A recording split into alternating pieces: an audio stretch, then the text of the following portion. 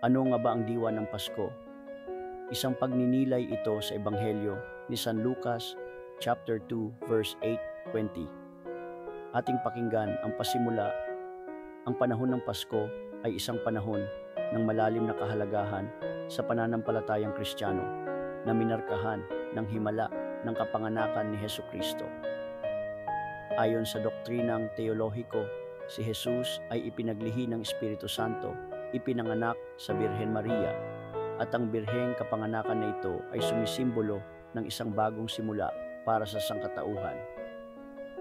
Ang misteryo at kababalaghan ng Pasko ay nagpapaalala sa atin ng awa at pag-ibig ng Diyos dahil pinili niyang pumasok sa ating mundo sa mapagpakumbabang anyo ng isang bagong panganak sa isang sabsaban. Ang pinakadiwa ng Pasko ay ito. Una, ang Pasko ay nagdudulot sa atin ng kagalakan. Christmas brings us joy. Ang anunsyo ng kapanganakan ni Jesus ay nagdulot ng malaking kagalakan sa mga pastol dahil inihayag ng anghel ang mabuting balita na magdadala ng kagalakan sa lahat ng tao ayon nga po kay San Lucas, chapter 2, verse 10. Ang kagalakang ito ay hindi lamang pansamantala. Nakaugat ito sa pag-asa ng kaligtasan at sa pangako ng presensya ng Diyos sa atin. Pangalawa, ang Pasko ay nagdudulot sa atin ng kapayapaan. Christmas brings us peace. Ang hukbo sa langit ay umawit ng kapayapaan sa lupa ayon kay San Lucas chapter 2 verse 14. Inaanyayahan tayo ng Pasko na maranasan ang panloob na kapayapaan at ipalaganap ang kapayapaang iyon sa iba, na nagpapaalala sa atin na ito ay panahon upang makipagkasundo at pagalingin ang mga relasyon. Pangatlo, ang Pasko ay nagdudulot sa atin ng pag-asa. Christmas brings us hope. Ang kapanganakan ni Jesus ay kumakatawan sa pag-asa para sa isang mas magandang kinabukasan. Ito ay nagpapahiwatig na ang Diyos ay kasama natin at ang kanyang mga plano para sa sangkatauhan ay mabuti. Ang paglalakbay ng mga pastol upang hanapin si Jesus ay naglalarawan ng pag-asang nagtutulak sa atin na hanapin siya sa ating buhay ayon kay San Lucas chapter 2 verse 15 verse 16. Pang-apat, ang Pasko ay nagdudulot sa atin ng pagkakaisa. Christmas brings us unity. Ang Pasko ay nagtataguyod ng espiritu ng pagkakaisa, lalo na sa panahon ng mga pagtitipon ng pamilya. Ito ay panahon kung kailan nagkakasama ang mga tao upang ipagdiwang ang pag-ibig at koneksyon.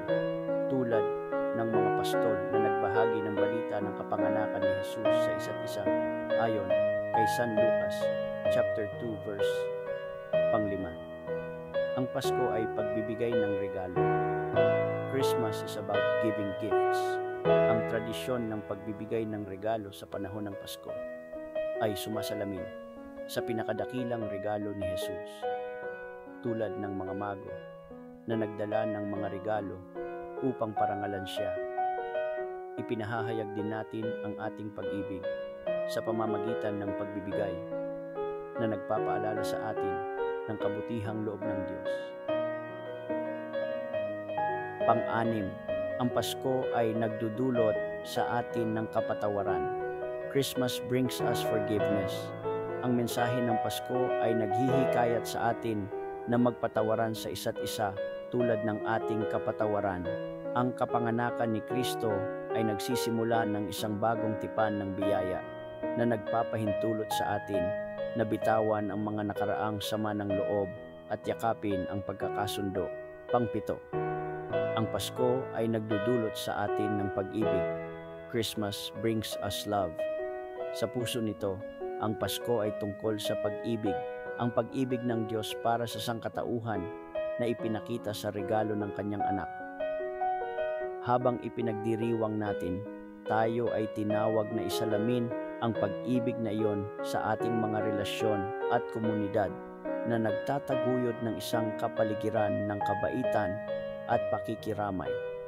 Sa pagtatapos, Ipinadala ng Diyos ang kanyang bugtong na anak upang maibalik ang nasirang relasyon sa pagitan ng sangkatauhan at kanyang sarili.